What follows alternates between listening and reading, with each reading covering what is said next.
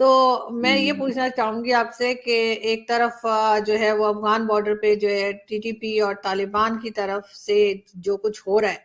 پاکستان میں وہ سبھی کے سامنے ہے، دوسری طرف ہماری اکانومی کی جو حالت ہے وہ بھی سب دیکھ رہے ہیں، اور فوج جو ہے یا آرمی چیف کا کہنا یہ کہ وہ اکانومی سنبھال رہے ہیں اور ڈالر ریٹ نیچے لے کر آئیں گے، تو آپ کے خیال سے بارڈر کون دیکھے گا؟ ظاہر ہے بارڈر ہمارا وابڈا دیکھے گا یا پی ٹی سی ایل دیکھے گا،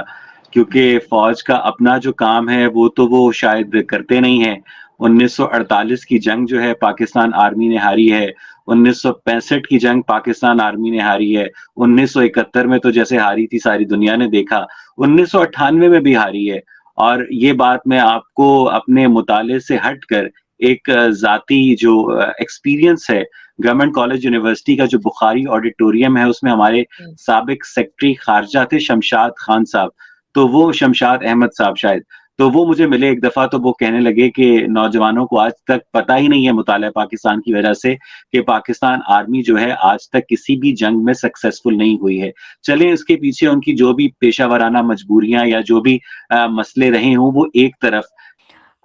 چترال میں طالبان کی طرف سے ایک حملہ ہوا ہے اور وہ حملہ کافی شدید ہے، اور اس میں یہ ہوا ہے کہ جو حملہ ہے اس میں ایک تو یہ کہ کوئی 1 2 4 5 حملہ آور نہیں تھے جنہوں نے حملہ کیا، بلکہ سینکڑوں کی تعداد میں جو ہیں وہ حملہ کرنے والے تھے، اور اس میں فوجی جوان بھی وہ بھی اپنی جانوں سے گئے ہیں، اور اس کے علاوہ حملہ آوروں کو بھی مارا گیا ہے۔ اب یہ تو ایسا تو ہے نہیں کہ یہ بات نہیں ہو، اس کی وجہ یہ ہے کہ افغانستان اور پاکستان کے بیچ جو حالات ہیں اس پہ ہم نے کچھ دن پہلے بات کی، کئی دفعہ بات کی، کہ دونوں طرف سے جو سٹیٹمنٹس جاری ہوئیں اور جو ایک گرما گرمی دیکھنے میں نظر آئی، تو ہم کئی دن سے یہ کہہ رہے ہیں، کافی عرصے سے ہم یہ کہہ رہے ہیں کہ جو حالات ہیں وہ اس طرف جا رہے ہیں کہ جہاں پر پاکستان اور افغانستان کے بیچ کہیں کوئی جنگ نہ شروع ہو جائے۔ تو سینکڑوں کی تعداد میں طالبان نے حملہ کیا ہے چترال پر۔ تو اب یہ جو چترال ہے اس کے بارے میں جو آئی ایس پی آر ہے اس کی طرف سے بھی جو ابھی تک ڈیٹیل سامنے آئی ہیں، دہشت گردوں کی بڑی تعداد نے جدید اسلحے کے ساتھ فوجی چوکیوں پر حملہ کیا، سیکیورٹی فورسز نے دہشت گردوں کو مؤثر جواب دیا، اور دونوں طرف سے اس کا تبادلہ ہوا ہے، فائرنگ کی گئی ہے، اور اس میں یہ بتایا گیا ہے کہ سیکیورٹی فورسز نے جو ہے دہشت گردوں کو جو جانی نقصان پہنچایا ہے وہ بتایا ہے، اور 4 جو جوان ہیں وہ شہید ہو گئے ہیں یہ کہا گیا ہے۔ اور اس کے علاوہ افغانستان، نورستان اور کنڑ جو ہیں پروونسز افغانستان کے، وہاں پر خاص طور پر جو ٹی ٹی پی ہے اس کی نقل و حرکت بہت زیادہ ہو گئی ہے، اور انہوں نے یہ کہا ہے، پاکستان کی طرف سے کہا گیا ہے کہ ہم امید کرتے ہیں کہ جو افغانی گورنمنٹ ہے وہ اپنی ذمہ داریاں پوری کرے گی اور پاکستان کے خلاف دہشت گردی کی کارروائیوں کے لیے اپنی سرزمین استعمال نہیں ہونے دے گی۔ اچھا، ہر حملے کے بعد ہم یہ کہتے ہیں کہ ہم امید کرتے ہیں کہ افغانستان کی گورنمنٹ ہم پر حملہ نہیں ہونے دے گی اور ہمیں جو ہے وہ وہاں سے دہشت گردوں کو یہاں پہ حملہ کرنے کے دلچسپ بات یہ کہ ہر حملے کے بعد ہماری یہ ہوتی ہے۔ اچھا، اب صرف یہی نہیں بلکہ تورخم بارڈر پر بھی جو ہے وہ افغانستان اور پاکستان کے بیچ شدید قسم کی لڑائی ہوئی ہے۔ وہاں پر کیا کہ چوکی کے معاملے پر، کہ جو تورخم بارڈر ہے وہاں پر ایک چوکی لگا رہے تھے جو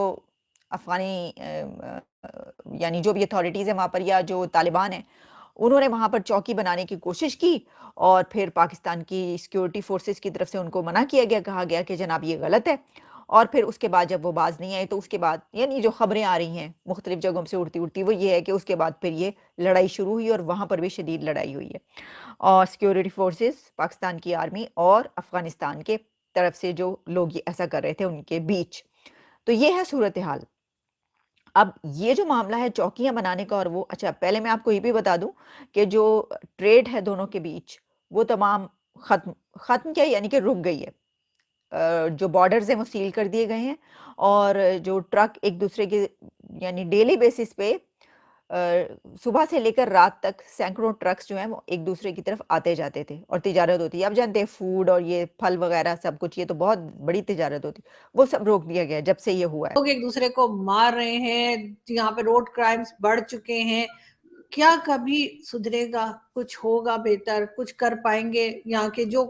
میں آج سب کو نہیں کہہ رہی، سب لوگ غلط نہیں ہیں، کچھ لوگ ٹھیک بھی ہوں گے پاکستان میں، کیا کچھ ٹھیک کر پائیں گے پاکستان کو، یا آپ اسی طریقے سے بکھرتا ہوا دیکھ رہے ہیں؟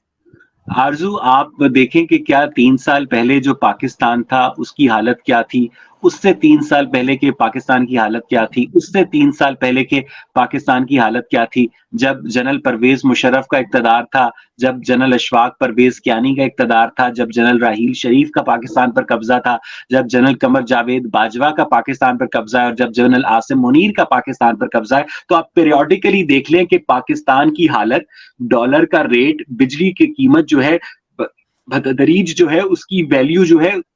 डॉलर का रेट बढ़ा है, बिजली की कीमत बढ़ी है, गैस की प्राइस बढ़ी है, इन्फ्लेशन बढ़ा है, यानी हालात जो हैं बेहतरी से बदतरी की जानिब आ रहे हैं। अच्छा, अब इसके अंदर एक और नया एंगल है और वो क्या है? वो ये है कि इस मर्तबा तालिबान ने जो हमला किया है, वो जदीद असलहे से किया है। वो तमाम उस इक्विपमेंट से किया, उन वेपन्स के थ्रू किया है जो कहा जा रहा है कि वहाँ पर जो अमरीकी छोड़ के गए थे, लेंगे। लेकिन उस वक़्त दिखाई ये देता था और समझ ये आ रही थी और यकीन ये था कि ये जो असलहा है ये असल में हमसाया मुल्कों के खिलाफ इस्तेमाल होगा। हमारे हमारे खिलाफ इस्तेमाल नहीं होगा, बल्कि ये तो तालिबान जो हैं वो इंडिया के खिलाफ इस्तेमाल करेंगे। ये तो बड़ी अच्छी बात हुई कि अगर ये असलहा अमेरिका छोड़ के चला गया, ये तो हमें अब लड़ने की ज़रूरत ही नहीं है इंडिया से, बल्कि ये तो अब तालिबान लड़ाई करेंगे इंडिया से। असलहा भी आ गया, इस असलहे के बलबूते पर, इस असलहे के ज़ोर पर वो इंडिया पर हमला करेंगे। तो हुआ कुछ उल्टा है जी? हुआ ये है कि उन्होंने अब वही असलहा हमारे खिलाफ इस्तेमाल करना शुरू कर दिया है। तो वो कहते हैं ना कि वो चिराग सबके बुझेंगे, हवा किसी की नहीं। तो जो चिराग है ना वो सभी के बुझेंगे, तालिबान किसी के नहीं।